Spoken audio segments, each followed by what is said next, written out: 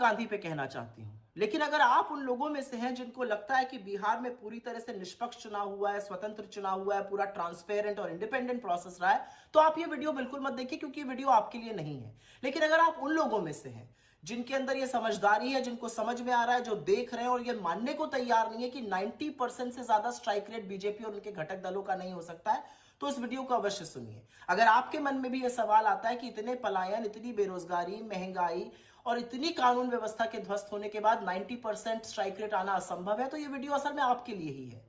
क्योंकि बिहार में जो चुनावी प्रणाली की धज्जियां उड़ाई गई है वो सारे देश के सामने है। जो संविधान में निहित एक व्यक्ति एक वोट की धज्जियां उड़ाई गई है वो भी सारे देश के सामने है। बिहार में जिस तरह से बीजेपी के पदाधिकारियों ने, नेताओं ने, कार्यकर्ताओं ने एक से ज्यादा जगह वोट डाले, उसके सबूत सोशल मीडिया पर हर जगह है। ये तो कुछ सबूत सामने आ गए, कितने ही और लोगों ने ये किया है अभी हमें नहीं पता है। और इसीलिए अगर आपके मन में भी यह सवाल उठता है कि 62 लाख वोट काटे गए और फिर 20 लाख जोड़ दिए गए, जिसमें से 5 लाख वो वोट थे जिन्होंने फॉर्म ही नहीं भरे थे, और आप एसआईआर पर सवाल उठाते हैं, तो आप सही सवाल उठा रहे हैं। अगर आपके मन में भी यह सवाल उठता है कि 6 अक्टूबर को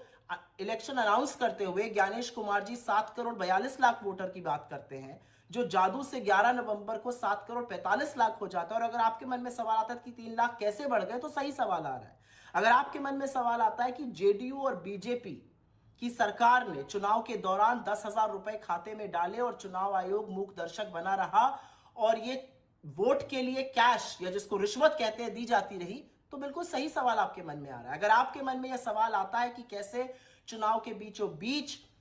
हरियाणा के करनाल से एक ट्रेन उन लोगों से भर के आती है जो बीजेपी का पटका पहने हुए हैं, वो बिहार में आकर वोट डालते हैं, तो आपके मन में बिल्कुल सही सवाल आ रहे हैं।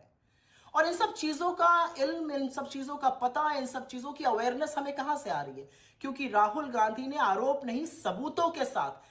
वोट चोरी का कच्चा चिट्ठा इस देश के सामने खोलकर रख दिया है। राहुल गांधी ने सबूतों के साथ नरेंद्र मोदी और चुनाव आयोग की मिलीभगत को उजागर किया है। राहुल गांधी की बदौलत आज इस देश को फर्जी वोटर, फेक पते, कैसे एक एक घर पे 500-500, 800 लोग रजिस्टर हो जाते हैं, कैसे नकली फोटो इस्तेमाल होती है जिसमें ब्राजील की मॉडल तक शामिल है, ये लोगों के पास और खबर सामने आई है। ये राहुल गांधी की बदौलत है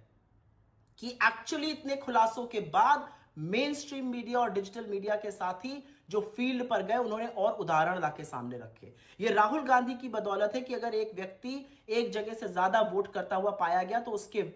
फोटो, उसके वीडियो लोगों ने साझा किए सोशल मीडिया पे। ये उनकी बदौलत है कि लोगों को लगा वोट चोरी हो रही है और अगर किसी बूथ पर अनियमितता हो रही है तो उसको बढ़ चढ़ कर बोला गया। तो